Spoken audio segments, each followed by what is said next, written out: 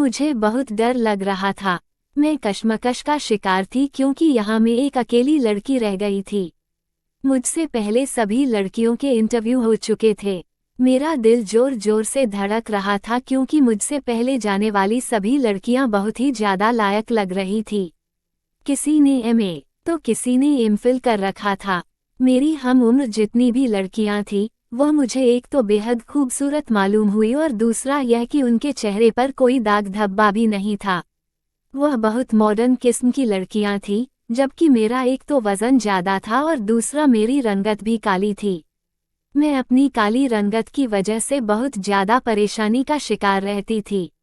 मुझे अक्सर ऐसा लगता था कि मेरी काले रंग की वजह से लोग मुझे वह तवज्जो और मोहब्बत नहीं देते जो बाकी लोगों को मिलता है। जबकि मेरा एक तो वजन ज्यादा था और मेरी उम्र की बाकी लड़कियां पतली पतली और बहुत ही खूबसूरत नाजुक होती थी। बहरहाल मैं अंदर गई तो मुझे इंटरव्यू लेने वाले आदमी को देखकर डर सा लगा था। वह 6 फीट का आदमी होगा। उसका सर गंजा था, बालों से खाली मगर चेहरे पर घनी घनी मूछें थी। उसे देखकर पुरानी फिल्मों के किसी विलन का गुमान होता था। उसने गरजदार आवाज में मुझे कमरे का दरवाजा बंद करने को कहा। मैंने दरवाजा बंद किया और फिर उसके सामने बैठ गई। मुझे सर से पांव तक घूरकर उसने एक ही बात कही, तुम्हारी उम्र क्या है? मुझे शर्मिंदगी हुई कि शायद अब वह मुझे इस नौकरी के लिए कभी नहीं चुनेगा। जी मैं 25 साल की हूँ। लगती तो नहीं हो 25 साल की, ऐसा मालूम होता है कि तुम 30 साल की हो। उसने इन बातों से मेरे आत्मसम्मान को जैसे जमीन पर उड़ेल दिया था। मैंने फिर भी अपना आत्मविश्वास बहाल करके अपनी हिम्मत जमा की और इंटरव्यू के लिए दिमागी तौर पर खुद को तैयार कर लिया। उसने मुझसे तरह तरह के सवाल पूछे, फिर उसने किसी को फोन किया। गहरी सोच में मेरी तरफ देखकर उसने कहा, तुम कल से नौकरी पर आ सकती हो। उसके चेहरे को देखकर मैं हैरान थी। उसके मुंह से निकलने वाली बात पर मुझे बिल्कुल यकीन नहीं आ रहा था। ऐसा लगता था जैसे उसने मुझसे झूठ बोला हो। ऐसा कैसे हो सकता है? मैंने दिल में सोचा, आपको कितनी तनख्वाह चाहिए? उसने मुझसे अगला सवाल किया तो मैंने दिल में कहा कि शुक्र है मुझे नौकरी मिल गई। अब मैंने इससे अपनी मर्जी की तनख्वाह मांग ली तो कहीं मेरा बना बनाया काम बिगड़ ना जाए। जितनी आप कहेंगे सर, मुझे उतनी ही तनख्वाह कबूल है। तुम पहले किस तनख्वाह में काम करती थी? जी 10,000 महीना में। मैं एक गवर्नमेंट टीचर की जगह पर आती थी। उनकी हाजिरी लग जाती थी और उनकी जगह पर आती मैं थी। मतलब तुम पढ़ी लिखी हो? उसने तंज भरे अंदाज में मुझसे कहा, तुम्हें खाने में क्या पसंद है? उसका अगला सवाल बहुत अजीब था, मगर मैंने उसे सीधा सादा सा जवाब दे दिया। लेकिन जब उसने मुझसे तनख्वाह पूछी तो मैंने बस 20,000 ही बताई थी। पर उसने यह कहकर मुझे हैरान कर दिया कि तुम्हारी तनख्वाह इससे कई गुना ज्यादा होगी। कम से कम कितनी? मैंने उससे डरते डरते कहा तो उसने हैरत का एक पहाड़ मेरे सर पर दे मारा। 5 लाख रुपए हिंदुस्तानी। उसकी आवाज सुनकर मुझे लगा वह मुझसे कोई मजाक कर रहा हो। 5 लाख रुपए वह किस बात के दे रहे थे? मैंने उससे पूछा। यह तो तुम्हें बाद में पता चलेगा। उसके चेहरे पर एक अजीब सी मुस्कुराहट थी। मैं बाहर आ गई। मेरा दिल तेजी से धड़क रहा था। मैंने अपनी सीवी उसके ऑफिस में रख दी थी और मुझे यकीन नहीं आ रहा था कि मुझे इस नौकरी के लिए चुना गया है। वहां खड़े लड़के लड़कियों से मैंने पूछा, यह किस चीज की नौकरी है? उन्होंने कहा कि यह तो दुबई में एक ऑफिसर की नौकरी है जो एक पूरे ऑफिस को संभालेगा। मैंने कहा कि अगर यह ऑफिसर की नौकरी है तो यहाँ पढ़े लिखे किसी लड़के या लड़की को होना चाहिए। हाँ तो तुम्हें किसने कहा कि किसी अनपढ़ को यहाँ इंटरव्यू देने की इजाज़त है? एक तेज तर्रार लड़की ने मेरी तरफ देखकर कहा तो मैंने उसकी तरफ देखकर गर्मीले अंदाज में एक ही बात बोली थी कि मुझे नौकरी मिल गई है। उसने मुझे ऐसे देखा जैसे मैं पागल हूँ। इसे कैसे नौकरी मिल सकती है? यकीनन यह झूठ बोल रही होगी। मेरे पीछे बहुत सारे लोगों ने यही बात की। मैं अपने घर आ गई। घर आकर यह बात मैंने अपनी माँ को बताई तो माँ ने बजाय खुश होने के मुझे तेवरी चढ़ाकर देखा और बोली, सीमा तुम होश में तो हो? तुम में ऐसा क्या है? कौन सा हुनर है कि कोई तुम्हें 10,000 भी देगा? तुम 5 लाख की बात कर रही हो।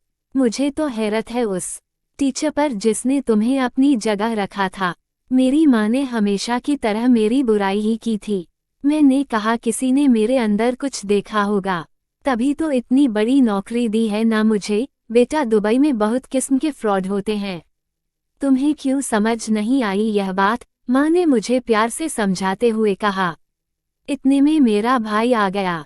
माँ को परेशान देखकर कहने लगा, माँ किस बात की फिक्र कर रही हो? माँ ने उसे 5 लाख वाली नौकरी का भी बताया, सारा मामला भी उसके सामने दोहराया। तो माँ कहने लगी कि मुझे लगता है यह आदमी दुबई में लड़कियां ले जाकर उनसे बुरे काम करवाता है। मेरी बात सुनकर मेरा भाई हंसा और बोला, माँ आपको इतनी सी बात समझ नहीं आई कि इस मोटी भद्दी से उन्होंने कौन सा काम करवाना है? जाहिर है ऐसी लड़कियां तो सिर्फ ऑफिसों में ही काम करती है। आपको क्या लगता है कि वह आदमी जो इसे नौकरी देगा, दुबई जाकर इससे मॉडलिंग करवाएगा? इसकी शक्ल देखें, कद देखें, मोटापा देखें, इससे मॉडलिंग करवा ही ना ले कोई। आप यह मत सोचिएगा कि वहां जाकर यह नाच गाना करेगी। माँ इसे जाने दे, ज्यादा से ज्यादा उधर कुछ इसके साथ बुरा हुआ तो लोग इससे मजदूरी ही करवाएंगे। इस काली शक्ल और इस मोटे जिस्म के साथ इसे कोई नौकरी भी नहीं मिलने वाली थी। शुक्र करें कि इन लोगों ने इसे नौकरी की पेशकश कर दी। वैसे तनख्वाह कितनी है? मेरे भाई ने जब तनख्वाह के बारे में सुना तो वह मुझे फटी फटी नजरों से देखने लगा।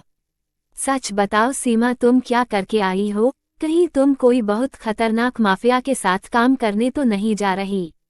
नहीं भाई, तुम यह कैसी बातें कर रहे हो? मैंने ऐसा कभी सोचा भी नहीं। उस आदमी ने शायद मेरे सीधा सादापन देखकर मुझे ये नौकरी दी है। जरूरी तो नहीं कि हर नौकरी के लिए खूबसूरत और तेज तर्रार लोगों को ही रखा जाए। हो सकता है कि किसी खूबसूरत औरत को अपने पति के काम करने के लिए घर में कोई औरत चाहिए हो, तो वह किसी बदसूरत लड़की मेरे जैसी कोई नौकरी देना चाहती हो। यह कहकर मैं रोने लगी तो मेरा भाई मेरे पास आकर बैठ गया, सर पर दिलासा दिया और बोला, तुम रो नहीं। मैंने जो भी कहा था वह मजाक में कहा था। ऐसा मैं कभी नहीं सोचता कि मेरी बहन बेवकूफ़ है या फिर बदसूरत है। मैं तो बस यह जानता हूँ कि मेरी बहन बाकी लड़कियों की तरह नाजुक तितली नहीं है, बल्कि वह बहादुर शेरनी है। मेरे भाई ने मुझे यह बात समझाकर जैसे यह जाहिर कर दिया था कि मैं किसी के लिए भी मॉडलिंग या फिर डांस वगैरह नहीं कर सकती। मुझे अगर दुबई में कोई नौकरी मिल रही है तो जरूर वह कोई अच्छी नौकरी ही होगी। इसीलिए मैंने अपना दिल संतुष्ट कर लिया। माँ से कहा कि मैं कल उन लोगों के ऑफिस जाऊंगी और उनसे पूछूंगी कि मुझे कब और कैसे अपने कागजात जमा करवाने हैं, दुबई के लिए कब निकालना है। अगले ही दिन मैं मोनीलैंड लिमिटेड के ऑफिस पहुंच गई। उन लोगों ने मुझसे काफ़ी तफसील में बातचीत की।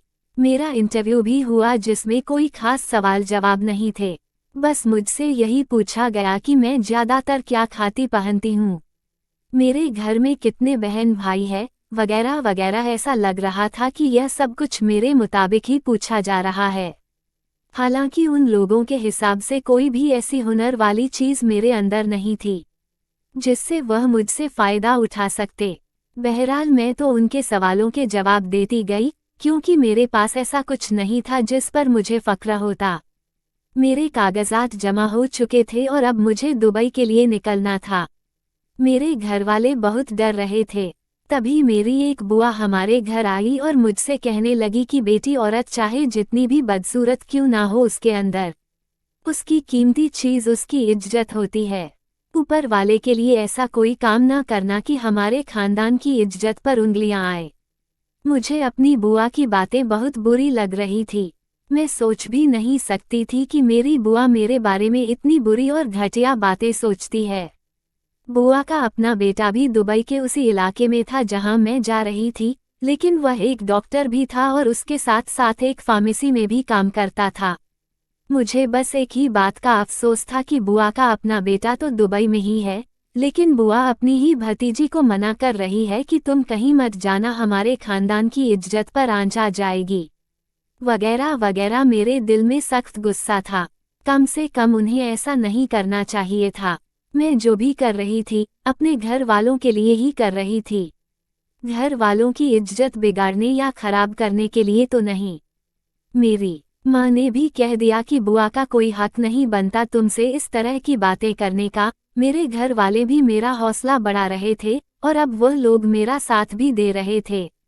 हालांकि इससे पहले मेरी माँ कभी भी मुझसे खुश नहीं होती थी, पर अब चूंकि मैं एक नौकरी करने जा रही थी तो मेरे भाई और माँ दोनों को ही बहुत ज़्यादा उम्मीद थी कि मैं उनके लिए ढेर सारा पैसा कमा कर लाऊंगी। 5 लाख रुपयों में बहुत कुछ हो सकता था। इसी वजह से मेरा भाई कारोबार करना चाहता था, माँ दूसरी बहनों का दहेज बनाना चाहती थी। तय किए गए दिन में अपने घर से निकली मुझे ले जाने के लिए उसी कंपनी का एक आदमी अपनी गाड़ी के साथ हमारे घर के बाहर खड़ा था। उस वक्त मुझे अपना आप बहुत इज्जतदार और खुद पर गर्व महसूस हो रहा था, क्योंकि जाहिर है मैं एक बड़ी जगह पर नौकरी करने जा रही थी। मेरी तनख्वाह 5 लाख तय हुई थी। इससे ज़्यादा अच्छी बात और क्या हो सकती थी कि मैं जिस जगह जा रही थी वहाँ मेरी इतनी इज्जत थी कि मुझे एक महीने के 5 लाख रुपए मिलना थे।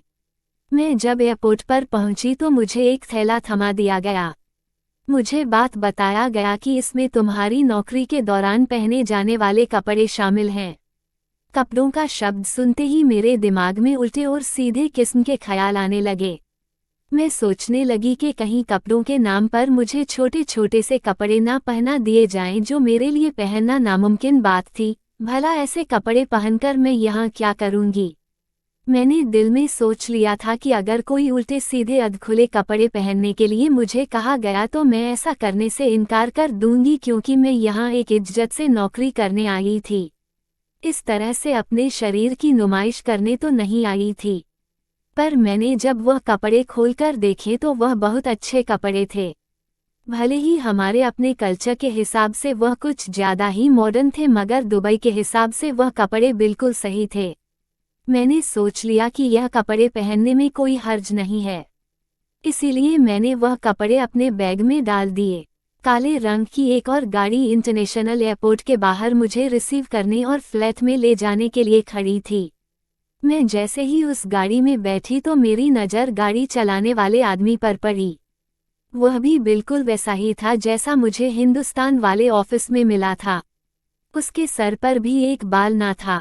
बड़ी बड़ी मूंछों वाला ये आदमी मुझे खौफनाक लग रहा था। फिर मैं खुद पर ही हंस पड़ी कि मैं किस तरह की बातें नोट करती हूँ और कैसे कैसे खतरनाक ख्याल अपने दिमाग में लाती हूँ।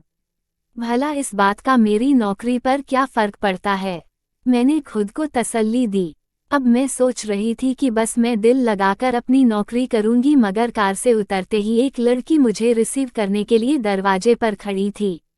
मुझे हैरत थी कि यह तो एक क्लिनिक था जहां पर एक लड़की मेरा इंतजार पहले से ही कर रही थी। उसने मुझसे कहा कि वह मेरे कुछ मेडिकल टेस्ट करेगी, जिसके रिजल्ट पर मुझे नौकरी के लिए फिट कर दिया जाएगा। मैंने उससे कहा कि मैं अपना मेडिकल अपने ही देश से करवा कर आ चुकी हूँ। बगैर मेडिकल के तो मुझे दुबई का वीजा भी ना मिलता। मेरी बात सुनकर उसने अजीब सी मुस्कुराहट के साथ मुझे देखा और भौहें उचकाकर बोली, तुम्हारा मेडिकल यहाँ दोबारा नए सिरे से होगा और इसके लिए तुम्हें तैयार भी होना पड़ेगा। कैसी तैयारी? मैंने उससे पूछा तो वह अपना हाथ हवा में नचाकर बोली, क्या तुम्हें नहीं पता कि एक मेडिकल एग्जाम से पहले किस चीज़ की तैयारी की जाती है? जाओ, नहा धोकर साफ सुथरी होकर वहां बैठ जाओ और हॉस्पिटल का गाउन भी पहन लो। मुझे ऐसा लग रहा था जैसे मेरा कोई मेडिकल ना हो बल्कि कोई ऑपरेशन किया जाना हो। बुरा तो बहुत लग रहा था, लेकिन सोचा कि जाहिर है 5 लाख की नौकरी के लिए वह किसी ऐसे बंदे को तो अपनी कंपनी में नहीं रखेंगे जो कि सेहत के हिसाब से कमज़ोर हो या फिर उनकी कंपनी के लिए फिट ना हो। यह बात मुझे परेशान कर रही थी। मुझे बहुत बुरा भी लग रहा था कि मुझसे ऐसा क्यों करवाया जा रहा है, लेकिन बस फिर अपनी माँ और अपने भाइयों के ख्वाब सोचकर मैंने नहा धोकर वहाँ मेडिकल का गाउन पहन लिया था। अब मुझे एक बड़े से कमरे में ले जाया गया। मेरा ख्याल था कि जो कुछ होगा वह मुझे याद रहेगा, मुझे नजर आएगा, लेकिन थोड़ी देर के बाद कमरे में अंधेरा छा गया और उसके बाद मुझे कोई होश नहीं रहा कि मेरे साथ क्या हुआ और क्या नहीं। जब मेरी खुली तो मुझे जूस पेश किया गया। मैंने घड़ी पर समय देखा तो मुझे यहाँ आए हुए 6 घंटे गुजर चुके थे। मैंने परेशानी से उस आदमी की तरफ देखा जो मुझे जूस देने आया था। मैं यहाँ कितनी देर से हूँ? जी आपको यहाँ 10 घंटे हो चुके हैं। आप काफ़ी देर से भूखी है, इसलिए पहले आप जूस पिएंगी, उसके बाद आपको खाना दिया जाएगा। मैं यह बात सुनकर बहुत परेशान हुई थी कि मैं 10 घंटे से इसी हालत में पड़ी थी। आखिर इन लोगों को मुझ पर रहम नहीं आया कि मैं जैसे ही एयरपोर्ट से आई थी तो भूखी थी। मैंने खाना भी नहीं खाया था और इन लोगों ने मुझे इतने मुश्किल टेस्ट के लिए भेज दिया। मेरी परेशानी मुझे खाए जा रही थी। खैर मैंने सोचा एक ही दिन की बात है। जूस वगैरह पिया, उसके बाद मुझे खाने के लिए खाना दिया गया। मैं वह खाकर बाहर आकर बैठ गई। मुझे उस नर्स ने कहा कि अब तुम अपने घर में जा सकती हो। बाहर ड्राइवर खड़ा है, वो तुम्हें तुम्हारी मंजिल तक ले जाएगा। मैंने नर्स से पूछा कि क्या मुझे इस सब के बाद भी किसी किस्म के मेडिकल के लिए जाना पड़ेगा। नर्स ने नहीं में सर हिलाया और बोली कि इस बारे में मुझे कोई जानकारी नहीं। आप फिलहाल अपने फ्लैट में जा सकती है। बाहर एक ड्राइवर खड़ा था। वह वही ड्राइवर था जो मुझे यहाँ लेकर आया था। वह चुपचाप बगैर कोई बात किए मुझे उस फ्लैट तक ले गया। यह मैंने पहली बार देखा था। यहाँ बाकी लड़कियां भी मौजूद थी और मुझे अब उन्हीं के साथ रहना था। मेरी नज़र उस फ्लैट यानी बिल्डिंग पर पड़ी तो वह काफ़ी ऊंची थी और उस पर कई मंजिलें बनी हुई थी। हर मंजिल में जाहिर है कोई ना कोई रहता ही था। बहुत सारे कमरे भी थे। मुझे तसल्ली हुई कि चलो मैं इस काम में अकेली नहीं हूँ, बाकी लड़कियां भी है। अब मेरे दिमाग से बाकी बातें निकल चुकी थी। दुबई की खूबसूरत बातें, दुबई की खूबसूरत लड़कियां देखकर मैं यह सोचने पर मजबूर हो गई थी कि जाहिर है मुझे यहाँ मॉडलिंग के लिए या किसी दूसरे मकसद के लिए नहीं लाया गया, क्योंकि दुबई में इतनी खूबसूरत लड़कियां थी कि उन्हें छोड़कर कोई मेरी तरफ देखना भी क्यों पसंद करता। मेरा रंग भी काला और पक्का था, जबकि जिस्म भी भद्दा सा था, तो मुझे किसी बात में अब कोई दिलचस्पी नहीं थी। बस इस बात में थी कि मुझे कब पैसे मिलेंगे और मैं अपने माँ बाबा को भेजकर उनकी जिंदगियों को आसान बनाऊंगी। इसीलिए मैं फ्लैट में जाते ही अपने माँ बाप को फ़ोन करने का सोचने लगी। मगर मेरे पास ना यहाँ की सिम थी, ना मुझे किसी और चीज़ का पता था। बस एक कागज़ पर माँ बाबा का नंबर भी लिखा था और घर का पता भी। मैंने थोड़ी देर के बाद दरवाज़ा खोलकर बाहर देखा तो तुरंत ही बंद कर दिया। मैंने देखा कि फ्लैट के आगे मौजूद गैलरी में 3-4 आदमी खड़े थे। मुझे उन्हें देखकर बहुत डर महसूस हो रहा था। मैंने सोचा कि मुझे फौरन यहाँ से चले जाना चाहिए। ऐसा ना हो कि यह लोग मुझसे बदतमीजी करना शुरू कर दें। मैं उनके डर के मारे कमरे में ही बंद हो गई थी। मेरा दिल जोर जोर से धड़क रहा था। थोड़ी देर के बाद कमरे के दरवाज़ा बजा। मैंने दरवाज़ा खोला तो सामने एक औरत खड़ी थी। कहने लगी कि अब तुम खाना खाकर सो जाओ, सुबह से तुम्हारी ड्यूटी है, तुम अस्पताल आ जाना। मुझे कुछ नहीं पता था कि वहां जाकर मुझे क्या करना है। मैंने जल्दी जल्दी उसका दिया हुआ खाना खाया और फिर मैं सोने के लिए लेट गई। अगली सुबह तकरीबन 7-8 बजे मैं उठकर नौकरी पर जाने के लिए तैयार बैठी थी। मेरे पास जो कपड़े थे उनमें से एक जोड़ा मैंने पहन लिया था। वही नॉर्मल सी तैयारी जो मैं यहाँ होते हुए किया करती थी। उसी तैयारी के साथ मैंने कमरे का दरवाज़ा खोला। गैलरी खाली थी, वहाँ कोई भी मौजूद नहीं था। मैं बाहर आई, आकर उसी औरत का इंतजार करने लगी। तभी मुझे वह काली गाड़ी बिल्डिंग के नीचे खड़ी नजर आई। मैं भागती हुई उस गाड़ी तक पहुंची तो उसमें वही आदमी बैठा था। उसने इशारे से मुझे गाड़ी में बैठने का कहा। मैं गाड़ी में बैठी और उस अस्पताल में आ गई जहां पर मेरा मेडिकल किया गया था। मुझे लगा था आज से मेरी ड्यूटी शुरू हो गई है और मुझे तनख्वाह भी मिलना शुरू हो जाएगी, बल्कि मैं अपनी नौकरी के हवाले से एडवांस तनख्वाह की भी बात करूंगी। दिमाग में यह भी जिज्ञासा थी कि आखिर मेरी नौकरी के पहले दिन मुझसे क्या काम लिया जाएगा, क्योंकि मैं नौकरी तो करना चाहती थी मगर मैंने कभी भी नहीं सोचा था कि वहां मुझे करना क्या होगा। बहरहाल गाड़ी से मैं उतरी। मुझे देखते ही सामने खड़ी नर्स ने अजीब सा मुंह बनाया और बोली, आज फिर तुम ही आ गई, मुझे तुम्हारा ही टेस्ट करना पड़ेगा। क्यों? मेरा टेस्ट तो कल हो चुका है, आप दोबारा से मेरा टेस्ट क्यों करेगी? जो कहा है चुपचाप मेरी बात मान लिया करो। मुझे ज्यादा बहस करने की आदत नहीं है, वह भी तुम जैसी लड़कियों से। आ जाओ जल्दी से, मुझे तुम्हारा एग्जामिनेशन करना है।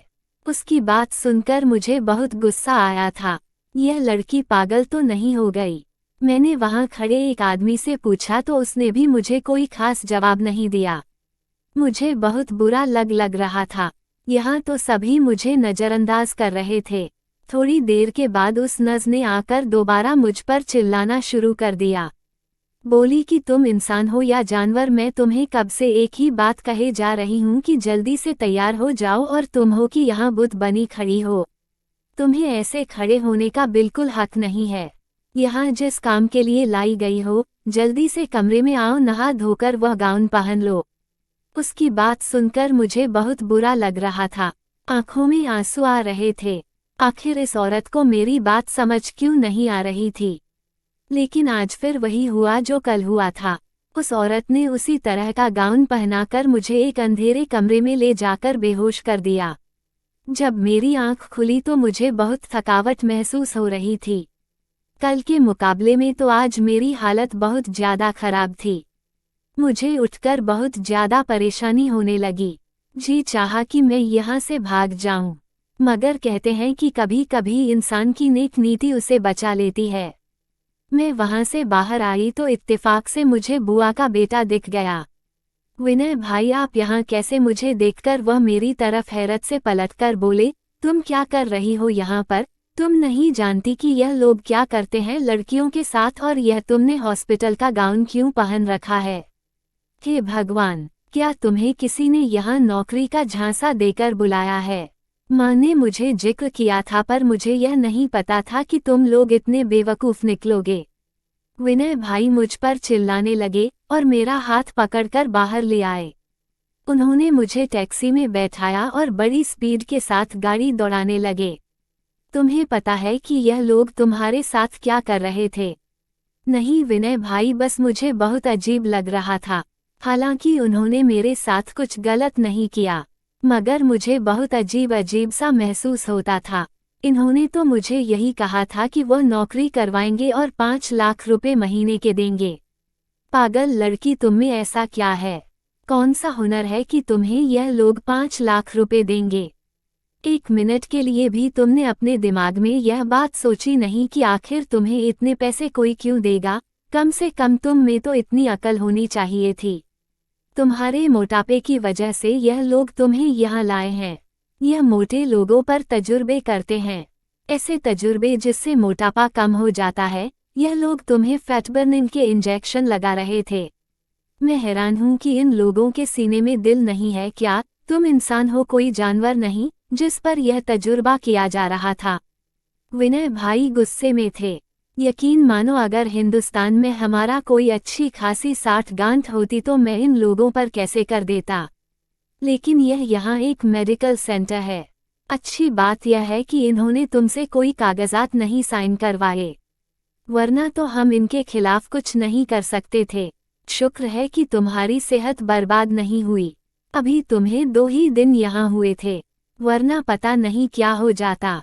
मैं कल ही तुम्हारा टिकट कराता हूँ और तुम वापस हिंदुस्तान जाओ। और प्लीज़ भगवान के लिए दोबारा ऐसे किसी झांसे में आने की ज़रूरत नहीं है।